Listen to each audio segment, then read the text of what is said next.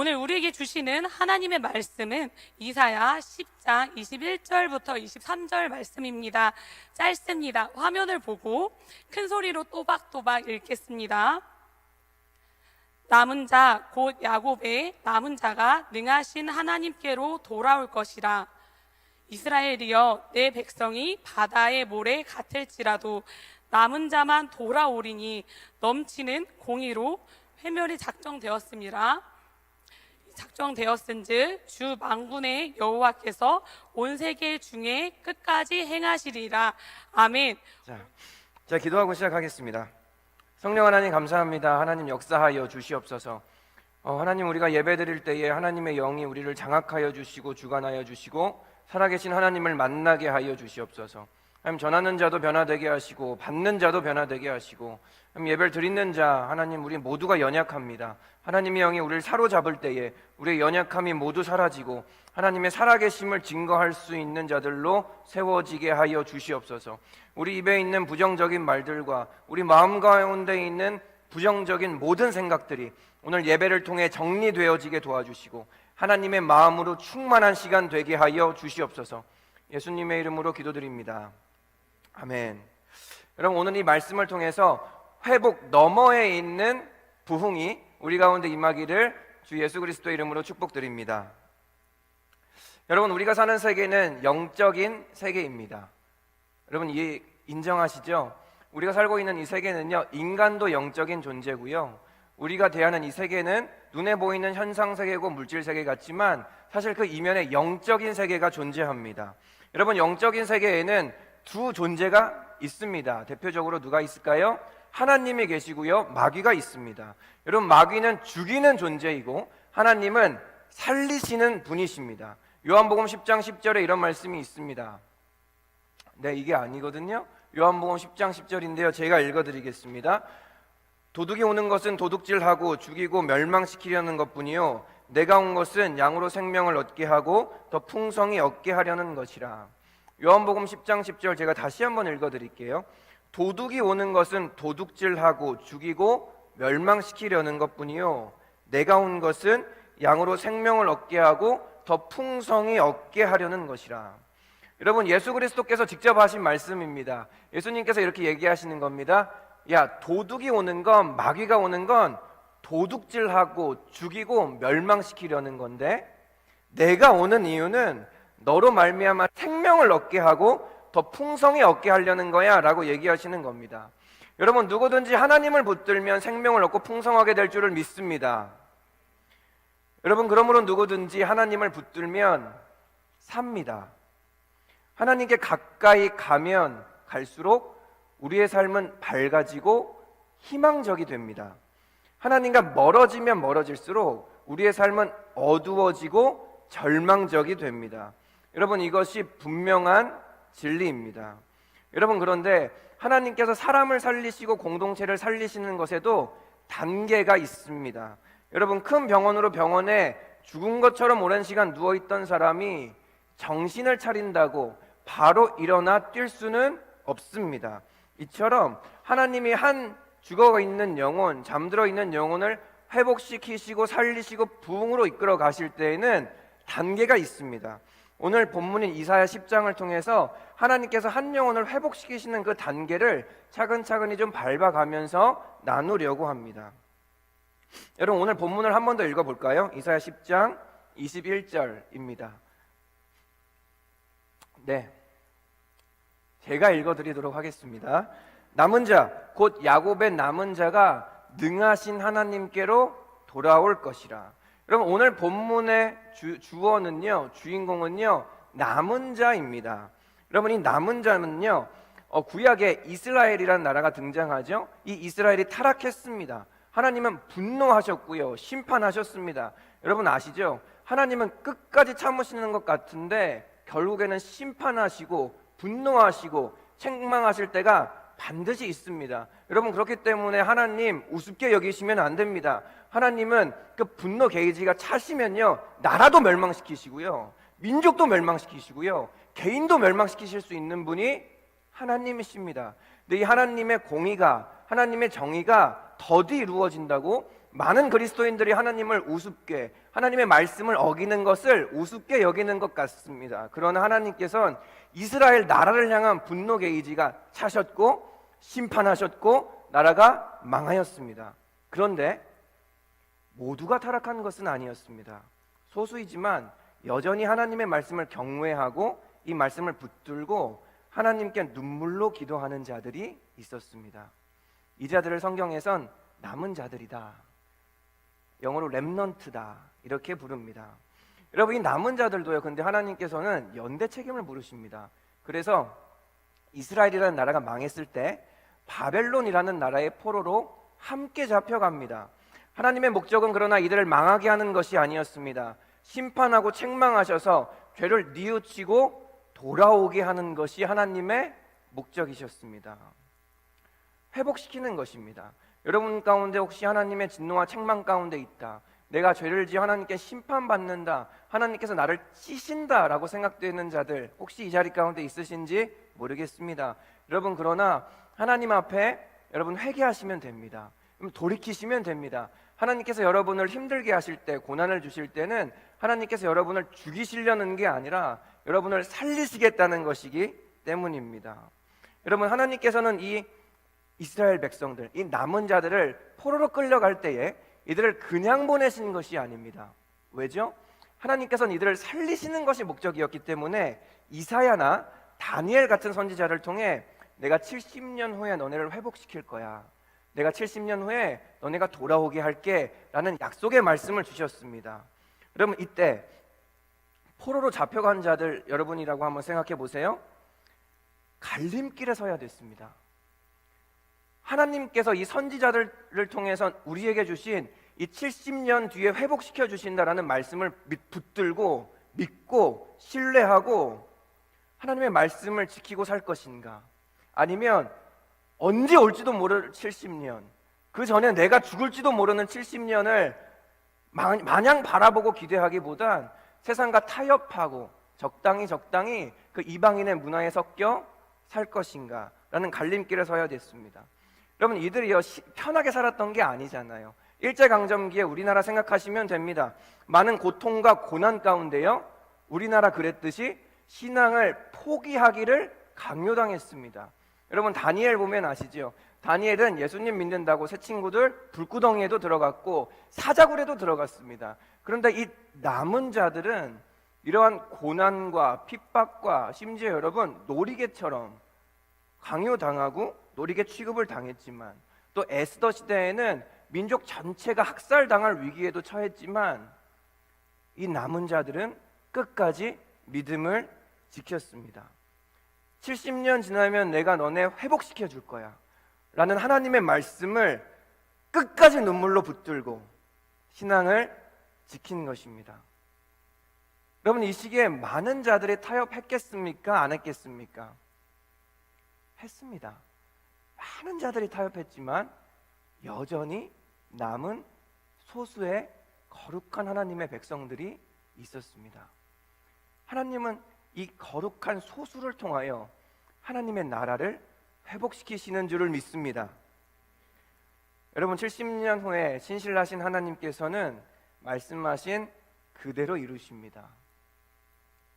그럼 이게 우리의 소망입니다. 하나님, 난 말씀 따라 사는데요, 하나님 난 기도하는데요, 하나님 난 예배하는데요, 내 인생은 왜 이렇게 안 열릴까요? 하나님 나 왜 이럴까요? 우리 가정은 왜 이럴까요? 여러분, 하나님은요 말씀하신 그대로 반드시 이루십니다. 여러분, 이 남은 자들은요 총 3차에 걸쳐서 포로 귀환을 하게 됩니다. 1차, 2차, 3차. 이 포로 귀환하면서 1차 때는 무슨 일을 했고 2차 때는 무슨 일을 했고 3차 때는 무슨 일을 했는지 간단히 나누면서 하나님께서 어떻게 망한 백성, 무너진 나라를 회복시키시는지 단계별로 한번 살펴보도록 하겠습니다. 여러분, 한번 따라해 볼까요? 1차입니다. 성전을 재건한다. 여러분, 이들이요 스룹바벨, 예수와 이런 지도자들이요 포로들을 이끌고 이스라엘로 돌아갑니다. 근데 가장 먼저 한 일이 뭐냐면 성전을 다시 세우는 일이었습니다. 여러분, 이건 굉장히 중요합니다. 무엇이냐면 예배가 무너졌던 이스라엘 공동체가 다시 예배 중심의 삶으로 돌아가는 것을 의미합니다. 여러분, 우리의 삶은요, 예배 중심으로 돌아가야 되는 줄을 믿습니다. 여러분, 우리의 시간을 예배에 맞추는 거지 예배를 우리의 시간에 맞추는 게 아닙니다. 많은 청년들이 물어봅니다. 왜 3시 반 예배에 가야 됩니까? 왜 9시 예배, 10시 예배, 12시 예배 드리면 안 됩니까? 여러분, 우리는요, 하나님께 우리의 인생을 맞추는 것이지 주님을 우리 인생에 맞춰달라고 강요하는 건 신앙이 아니기 때문입니다. 그럼 주님한테 그 시간, 그 물질을 드릴 수 있어야 그게 하나님을 경외하는 자고 하나님을 사랑하는 자입니다. 여러분, 신앙인들이 방심하기 가장 쉬운 것이 예배입니다. 신앙의 연차가 거듭날수록요, 예배를 대충 드리기 쉽습니다. 미야모토 무사시라고 아세요? 일본에요, 전설적인 사무라이랍니다. 이 미야모토 무사시가요, 이런 말을 했습니다. 자신을 무적이라고 생각하는 적만큼 물리치기 쉬운 상대는 없다. 나는 3살짜리 앞에서도 조심하고 또 조심한다. 이 전설적인 무사가요, 난 3살이랑 싸울 때 또 조심하고 조심해, 이런 겁니다. 여러분, 예배를 드릴 때마다 저 말씀 알지? 대충 이런 말씀 하시겠다라는 다 안다고 속삭이는 마귀의 음성과 싸워 이겨야 될 줄 믿습니다. 여러분, 똑같은 얘기라고 하는 마귀의 음성을 버리셔야 됩니다. 여러분, 우리 모두 예배를 통해 살아났고 예배를 통해 잉태됐습니다. 그러면 우리가 어디에 와야 살아날 수 있을까요? 자명하죠. 예배 가운데 살아납니다. 여러분, 신앙에 슬럼프가 있습니까? 전도하기 싫습니까? 기도하기 싫습니까? 그럼 어디로 가야 될까요? 예배입니다. 예배에 불이 살아있는 공동체, 뜨거운 예배가 살아있는 공동체로 여러분 가실 때 다시 불이 옮겨 붙는 겁니다. 여러분, 예배 중심의 삶으로 돌아가기를 축복합니다. 여러분, 이 공적인 예배가 그래서 중요합니다. 여러분, 이 홀세 예배가 그래서 중요합니다. 여러분, 이 예배 때 목숨 걸고 은혜 받지 못하면 여러분, 삶의 예배도 없습니다. 여러분, 우리 삶의 예배가 훈련되고 삶의 예배 때 살아갈 영적인 에너지를 공급받는 게 바로 이 공적인 예배이기 때문입니다. 여러분, 예배 때 은혜의 문이 열리잖아요. 다른 것도 다 열립니다. 예배 때 은혜 한번 받잖아요. 경험들 있으시잖아요. 예배 때 은혜 한번 충분히 받으면 미워하던 사람도 사랑스러워 보이고, 막막했던 미래도 소망이 가득 차 보이고, 힘들고 괴로워서 포기하고 싶었는데 다시 일어설 힘이 생기고, 여러분, 그게 예배입니다. 여러분, 한 번의 예배가 인생을 바꿉니다. 여러분, 북한에서 탈북하신 정치도 좀 하셨던 분인 것 같은데요, 태영호 공사라는 분이 있습니다. 종종 뉴스에도 나오시죠. 이분이 이런 얘기를 했습니다. 북한에요, 종교의 자유를 선전하기 위한 가짜 교회가 세워졌답니다. 2개 정도가 있는데요, 그 중에 하나가 봉숙교회라는 교회가 있답니다. 근데 놀라운 간증을 그분이 했습니다. 뭐냐면 이건 분명히 선전하려고 세운 가짜 교회인데 이 가짜 교회에서 예배드리다가 진짜 그리스도인들이 생겨난다는 것입니다. 왜죠? 하나님의 말씀을 가지고 예배를 드리니까. 예배를 인도하는 목사도 예배를 드리는 성도도 다 가짜인데 하나님의 말씀이 진짜니까 그 교회에서 진짜 예수를 믿는 사람들이 생겨난다는 것입니다. 여러분, 이게 예배의 위력입니다. 어떤 목사가, 어떤 찬양 인도자가, 어떤 전도사가 예배를 인도하든지 간에 하나님의 말씀이 선포되고 그 말씀을 하나님의 말씀으로 아멘이라고 받는 자에게 살아나는 역사가 반드시 일어나는 것입니다. 여러분, 이 하나님의 말씀이 임하고 예배가 살아나는 공동체에게 하나님께서 어떤 일을 하냐면 비전을 주십니다. 하나님께 꿈을 꾸게 하십니다. 그래서 하나님께서는 어떤 일을 하시냐면요, 하나님의 예배 중심적인 공동체, 예배가 살아있는 공동체를 하나님께서는 강력히 쓰시게 되는 겁니다. 여러분, 전도하는 우리 공동체가요, 전도하는 공동체입니다. 선교하는 공동체입니다. 여러분, 그 원동력이 어디 있는 줄 아십니까?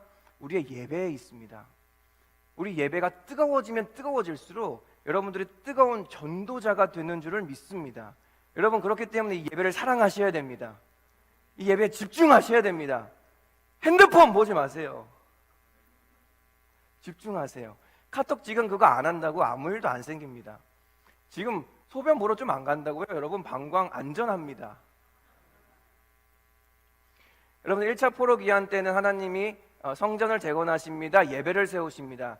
2차 포로 기한 때는요, 하나님께서는 에스라라는 학자를 세워서 어떻게 하시냐면 율법을 가르치십니다. 자, 보세요. 첫 번째, 하나님이 성전을 재건하시고요. 두 번째, 율법을 가르치십니다. 에스라 7장 10절을요 한번 같이 읽어보겠습니다. 시작. 에스라가 여호와의 율법을 연구하여 준행하며 율례와 규례를 이스라엘에게 가르치기로 결심하였더라. 여러분 말씀을 들을 때 회복이 일어납니다. 여러분 한 사람이요 살아나고 한 공동체가 살아날 때 반드시 이런 단계가 거쳐집니다. 예배가 살아납니다. 그럼 그 예배 때 뭐 하냐면요, 감정이 뜨거워지는 게 아닙니다. 그 예배 때 여러분의 감정이 풀어지는 것이 아니라 하나님의 말씀이 임해버리는 겁니다. 하나님의 말씀이 임해버릴 때, 그리고 그 말씀을 들릴 때, 그 말씀을 듣고 내 삶을 조정하고 내 삶의 가치관을 변경하고 그 말씀에 순종할 때 하나님의 일하심을 보게 되는 것입니다. 여러분 성경을 보니까요, 하나님이 한 개인을 뜨시고 민족을 쓰실 때 그 전에 반드시 하나님의 말씀이 임하는 역사가 일어납니다. 창세기 15장 1절, 이후에 여호와의 말씀이 환상 중에 아브라함에게 임하여 이르시되, 민수기 11장 25절, 여호와께서 구름 가운데 강림하사 모세에게 말씀하시고, 여호수아 4장 15절, 여호와께서 여호수아에게 말씀하여 이르시되, 사무엘상 15장 10절, 여호와의 말씀이 사무엘에게 임하니라 이르시되, 열왕기상 11장 11절, 여호와께서 솔로몬에게 말씀하시되, 열왕기상 17장 2절, 여호와의 말씀이 엘리야에게 임하여 이르시되, 예레미야 33장 19절, 여호와의 말씀이 예레미야에게 임하니라 이르시되. 수도 없습니다, 여러분.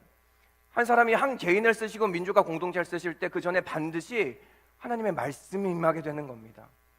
여러분 그래서 이 예배 가운데 뭘 해야 되는지 아시나요? 여러분 꼭 그런 사람들이 있어요. 찬양 때는 막 찬양합니다. 서서 손 들고 막 뛰면서 찬양해요. 근데 말씀 들어가면 어떻게 되죠? 안 됩니다, 여러분. 찬양도 목숨 다해 해야 되지만 말씀 들으셔야 됩니다. 예배 때요, 피곤해서 너무 밤샜어. 그러면 졸 수 있어요. 근데 그게 한 주, 두 주, 세 주, 10주 반복되는 사람들이 있습니까? 영적으로 문제가 생긴 겁니다. 기도를 요청하셔야 됩니다. 전도사님, 목사님, 제가 예배 때마다 잠이 옵니다. 말씀이 들리지 않습니다. 담임 목사님의 말씀이 제 귀에 들리지 않습니다. 저를 위해서 기도해 주시고 저를 위해서 금식해 주세요. 여러분 이렇게 하나님의 말씀이 임하고 하나님의 말씀을 가르쳤던 것이 2차 포로 귀환 때입니다. 여러분 그러면 이제 몇 차 포로 귀환이 남았죠? 3차가 남았죠. 3차 포로 귀환 때는요, 여러분 아시는 그 유명한 느헤미야가 등장을 합니다. 느헤미야가요 3차 때 백성들을 이끌고 포로 귀환에서 뭘 하죠? 한번 따라해 볼까요? 성벽을 재건한다. 그럼 바로 이 순서입니다. 하나님께서 예배를 살리시고요, 그 예배 가운데 말씀을 주시고요, 성벽을 재건시키십니다. 여러분 이 성벽 재건은요 거룩함과 관련이 있습니다. 이방인들의 침략을 막는 거 아닙니까? 세상과 구별된 거룩을 상징합니다. 여러분 종교 개혁자 칼빈은 그리스도인의 자유라는 글에서 이렇게 이야기합니다. 그리스도인의 전체의 삶은 일종의 경건의 묵상이다. 왜냐하면 우리가 거룩함을 위하여 부름을 받았기 때문이다. 거룩함을 위하여 부름을 받았다. 여러분 맞습니다. 우리는 거룩함을 위하여 부름을 받았습니다. 여러분 거룩함이란 하나님과 동행하며 사는 경건한 삶을 의미합니다. 여러분 우리가 예배가 회복됐습니다. 말씀이 우리에게 들려집니다. 그 다음에는 바로 거룩함으로 나아가는 것입니다.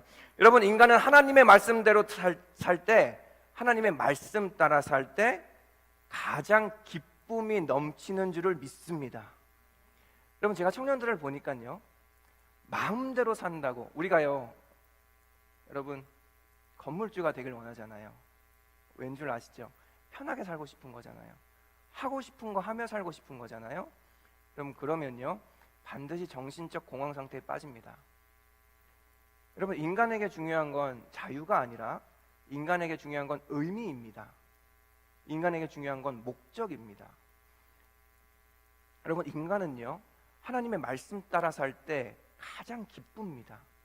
가장 생동감이 넘칩니다. 왜냐하면 그렇게 디자인되었기 때문입니다. 하나님이 인간을 딱 만드실 때 너가 내 말씀 따라 살 때 가장 행복해 라고 인간을 디자인하셨기 때문에 별의 별짓을 다 해도 말씀 따라 안 살면 결국 여러분 우울하고 외롭고 공허한 상태에 이르게 돼 있습니다.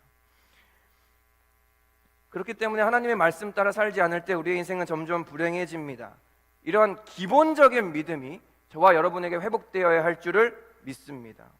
그럼 존 파이퍼라는 목사님은 그의 저서에서 이렇게 이야기합니다. 신앙은 핵심적으로 거룩함과 하나님을 영화롭게 하고 기뻐하는 생활 방식과 관련되어 있다.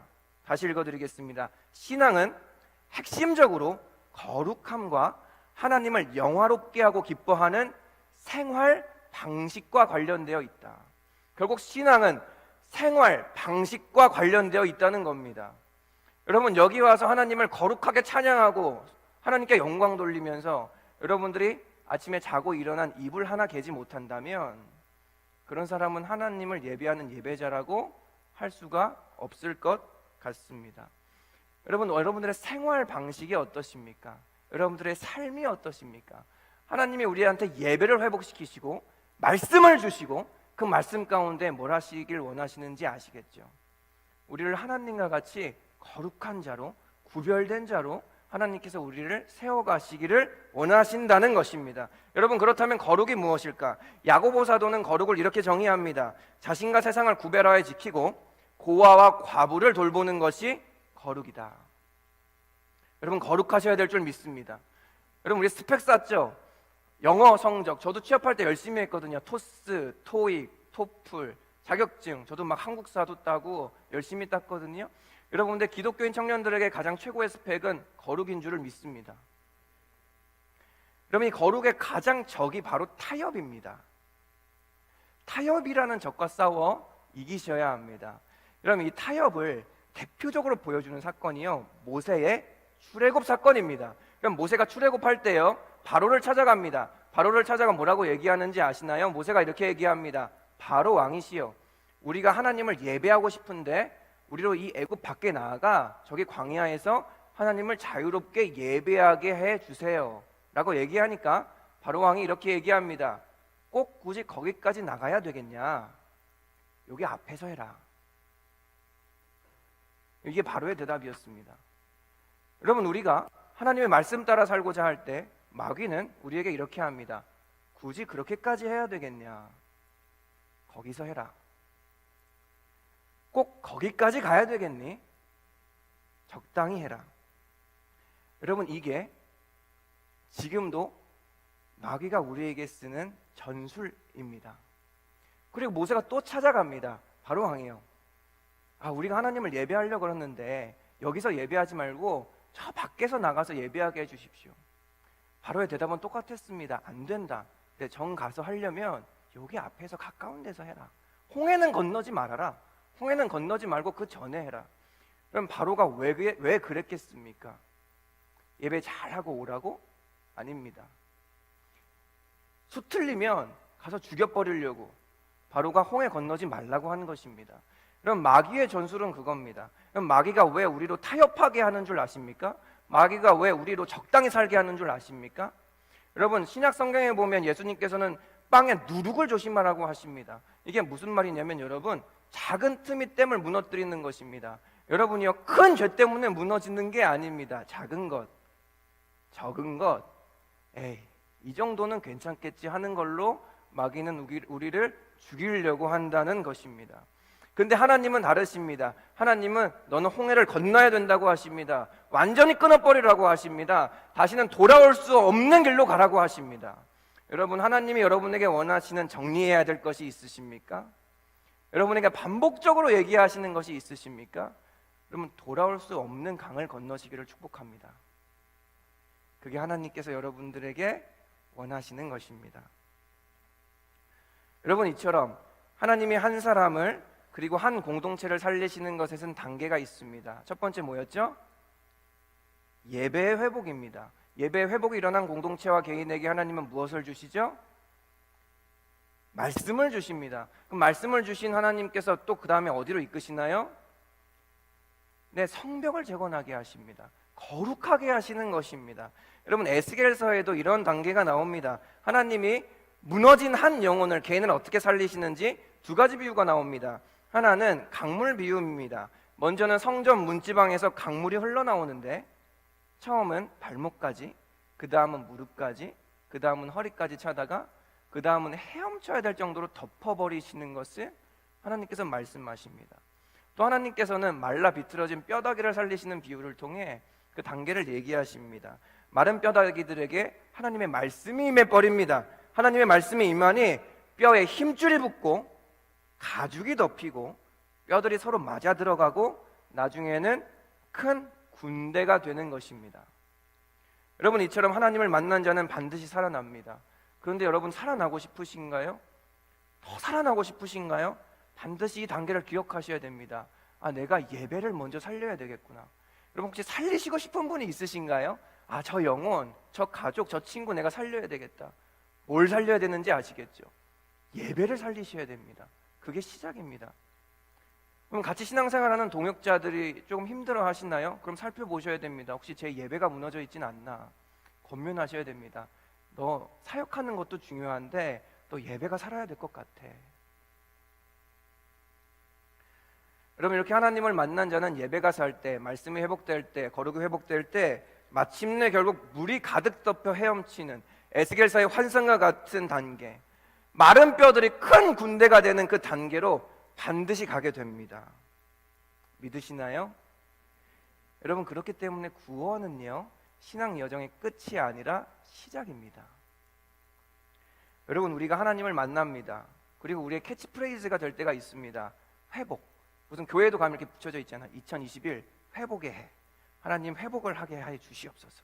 여러분, 그러나 회복은 우리의 궁극적인 목적이 아닙니다.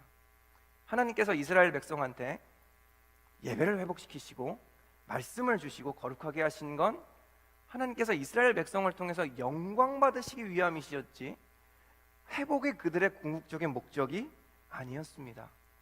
그래서 여러분들에게 묻고 싶습니다. 여러분, 하나님이 여러분을 회복시키신다면 여러분들은 무엇을 하시고 싶으십니까?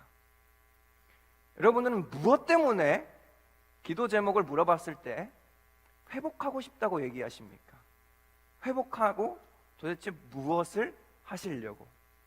여러분, 우리의 궁극적인 목적은 회복 그 너머에 있습니다. 물이 가득 덮이는 것, 뼈들이 큰 군대가 되는 것, 이를 부흥이라고 합니다. 여러분, 회복 너머에 있는 부흥이 우리가 지향해야 될 궁극적인 목표입니다.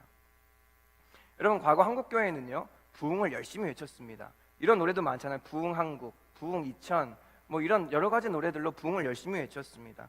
모든 성도와 모든 교회들이 부흥을 슬로건으로 내걸고 하나님께서 하나님 부흥을 주시옵소서, 부흥의 세대가 되게 하여 주시옵소서 이러면서 기도하고 외쳤던 것 같습니다. 그러나 그 당시 사용했던 부흥이라는 단어에 문제점이 있습니다. 무엇이냐면 일반적으로 숫자가 늘어나 교회가 가득 차는 걸 부흥이라고 외쳤던 것입니다. 이렇게 단지 교회의 양적 성장을 부흥으로 일컫는 잘못으로 인해 성도들이 부흥에 대한 회의감을 느끼게 됐습니다. 그래서 결과 많은 성도들이, 특별히 많은 청년들이 부흥을 사모하지 않습니다. 부흥해야 된다 하면 거기에 거부감을 느낍니다. 아, 교회를 많은 성도로 채우라고 이렇게 생각합니다. 부흥, 아, 숫자 늘어나는 거, 부흥이 꼭 필요해, 이게 우리의 생각입니다. 그러나 이는 부흥이 무엇인지 잘 모르기 때문입니다. 여러분, 성경신학자 J.I. 패커는 부흥에 대해서 다음과 같이 설명하는데요, 제가 한번 읽어드리겠습니다. 부흥의 방법은 다양하지만 항상 나타나는 성경적 부흥의 특징 5가지가 있다. 그 특징은 다음과 같다. 첫 번째, 하나님을 만난다. 이게 부흥이라는 겁니다. 숫자가 늘어나는 게 부흥이 아니라 첫 번째, 하나님을 만난다. 두 번째, 말씀의 능력을 경험한다. 세 번째, 죄를 겸손히 회개한다. 네 번째, 성도들이 서로 사랑하게 되고 교회가 새로워진다. 다섯 번째, 구원받은 성도들이 늘어난다. 그럼 부흥하면 구원받은 성도들이 늘어나는 건 당연한 열매입니다. 그러나 부흥의 핵심은 그게 아닙니다. 부흥은 십자가를 그 무엇보다 사랑하게 되는 것이 부흥입니다. 주님 말씀이 너무너무 사랑하고 좋아서 죄에 예민하고 회개하게 되고 전도하게 되는 것이 부흥입니다. 그러므로 부흥은 회복 뒤에 일어나는 열매인 것입니다. 여러분, 우리가 회복해야 될 것입니다. 예배가 회복되어야 됩니다. 예배 가운데 임하는 하나님의 말씀이 회복되어져야 됩니다. 그 이후에 우리의 삶의 거룩이 회복되어야 됩니다. 우리의 삶의 방식의 태도가 변해야 됩니다. 무엇을 위해서요? 하나님의 우리의 삶 가운데 부흥을 주시기 위해서입니다. 하나님의 우리의 공동체 가운데에 부흥을 주시기 위해서입니다. 여러분들의 꿈이 무엇입니까? 여러분들이 꿈꾸고 바라보는 것이 무엇입니까? 여러분들의 가장 최우선의 자리에 있는 소망이 무엇입니까? 여러분, 히브리서 11장 1절은 이렇게 나와 있습니다. 믿음은 바라는 것들의 실상이요 보이지 않는 것들의 증거니. 여러분, 이 말씀을 제가 여러분들에게 보여드린 이유는 믿음이 작동되기 위해선 바라는 것이 반드시 있어야 한다는 것입니다. 여러분들이 바라는 것이 무엇이죠? 여러분, 바라는 것의 실상이 믿음이라고 오늘 본문은 얘기합니다. 믿음이 작동하기 위해선 바라는 것이 있어야 된다는 것입니다. 청년 여러분, 꿈을 꾸시길 바랍니다. 여러분, 하나님이요 그냥 여러분 잘 먹고 잘 살라고, 여러분 그냥 행복하라고 그런 목적도 있겠죠. 근데 하나님이 왜 우리 예배를 회복시키신다고요? 하나님이 왜 말씀을 주신다고요? 왜 우리를 거룩하게 되길 원하신다고요? 하나님의 꿈을 공유하기 위해서입니다. 여러분, 하나님을 만난 자는 하나님 크기의 꿈을 꾸게 됩니다. 이 하나님의 크기의 꿈을 꾸는 자들에게 작동되는 것이 믿음입니다. 따라서 바라는 것, 꿈꾸는 것, 소망하는 것이 없는 자들에게는 믿음이 작동될 틈이 없습니다. 방금 읽은 믿음은 바라는 것들의 실상이요의 실상은요, 원어로 휘포스타시스라는 뜻이 단어입니다. 무슨 말이냐면요, 이게 원어적 의미는 사람이 발판으로 삼을 수 있는 물질의 밑바닥을 뜻합니다. 쉽게 얘기하면 받침대라는 것입니다. 다시 말해서 믿음이 뭐냐라고 정의할 때, 너가 하나님의 꿈을 이뤄갈 때, 하나님의 비전을 이뤄갈 때, 하나님의 사명을 이뤄갈 때 그걸 놓을 수 있는 받침대가 믿음이라는 것입니다. 여러분, 여기 이 강대상 위에 많은 물건들이 놓여져 있습니다. 그런데 이 받침대가 막 이렇게 흔들리면 있는 것들이 떨어집니다. 여러분, 믿음이 이와 같습니다. 여러분들은 꿈을 꾸시잖아요. 내가 믿음 따라 살아야지 하시잖아요. 하나님께서 뭘 하시는지 아십니까? 이 받침대를 흔들어 보십니다. 너 정말 믿음 있니? 네가 바라는 그 꿈, 네가 기도한 그거 올려놓을 수 있는 받침대가 튼튼히 있니? 라고 이걸 흔들어 보시는 것입니다. 그래서 종종 청년들이 찾아옵니다. 제가 믿음 따라 살기로 했는데, 제가 이번 수련회 때 예수님 만나서 말씀 따라 살려고 했는데 제 인생의 고난이 더 심해집니다. 여러분, 당연한 것입니다. 여러분, 믿음 따라 살려고 그럴 때 하나님께서는 여러분의 믿음을 흔들어 보시기 때문입니다. 너 이 받침대 튼튼하니? 너 그거 기도했잖아. 너 쓰임받게 해달라고 기도했잖아. 너의 가정에 회복시켜달라고 기도했잖아. 내가 그걸 너에게 줄 수 있는 믿음의 받침대가 지금 준비되었니? 이런 것입니다. 여러분, 회복도 마찬가지입니다. 여러분, 우리가 하나님 앞에서 회복되어질 때 하나님께서는 그냥 우리가 회복되어져서 넉넉하게, 편하게, 즐겁게 그런 거 아닙니다. 우리가 회복되어지고 예배가 회복되어지고 말씀이 회복되어지고 거룩하게 살고자 할 때 하나님은 우리에게 부흥이라는 하나님의 꿈을 이루시기 위해서 우리의 믿음의 받침대를 시험하실 것입니다. 한 개인에게 시험하실 것이고 우리의 공동체에게 시험하실 것입니다. 여러분, 오늘 본문에서 하나님은 이렇게 얘기하십니다. 이스라엘이여, 네 백성이 바다의 모래 같을지라도 남은 자만 돌아오리라. 무슨 뜻입니까? 적다는 것입니다. 우리한테 이렇게 얘기하시는 겁니다. 한성교회 청년부 청년들이요, 너네 예배드리는 자가 바다의 모래 같을지라도 남은 자만 돌아오리라. 거룩한 자, 구별된 자. 하나님은 신실하고 거룩한 자녀들을 찾고 계십니다. 오늘 본문에서 하나님은 그런 자들이 바닷가의 모래같이 무수한 자들 가운데에 지극히 적은 수라고 말씀하십니다. 하나님은 한 사람을 찾으십니다. 여러분, 오늘 말씀을 맺겠습니다. 남은 자들이 포로 귀환을 하면서 어떻게 그들의 무너진 나라를 회복시키시는지 그 단계를 통해 하나님이 어떻게 우리에게 부흥을 주시는가, 하나님이 어떻게 한 개인과 민족과 공동체를 회복시키시는가를 나눴습니다. 첫 번째, 예배가 회복됩니다. 두 번째, 하나님의 말씀이 임해버립니다. 세 번째, 우리의 삶에 거룩이 생기는 것입니다. 그럴 때 하나님은 하나님의 비전을, 하나님의 사명을 저와 여러분을 통해서 마음껏 이뤄가시는 것입니다. 그럴 때 하나님께서는 여러분의 믿음을 확인하실 것입니다. 너의 받침대 튼튼하니? 너의 받침대 얼마까지 올려놓을 수 있는 받침대니? 여러분, 그 믿음의 시련 앞에 남은 자들처럼 갈림길 가운데에 끝까지 주님 말씀 붙들고 살아가기를 주 예수 그리스도의 이름으로 축복합니다. 아멘.